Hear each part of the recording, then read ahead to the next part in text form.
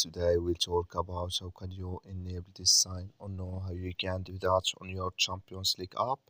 So you just follow these ways, then it's going to work with you. All you have to do inverse, you just go here above your photo profile, click on it.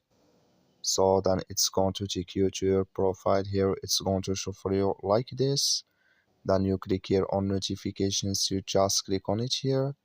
You come to next step here, it's going to show for you like this. Then you go down, you just come here to hospitality here, click in this sign.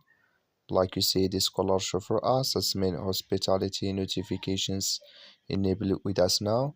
So that's all you have to do to enable this sign here. I wish now you I get it. That's all. So that's all. Thank you for your watching. Don't forget to support us by like and subscribe. You just follow these ways, then it's going to work with you.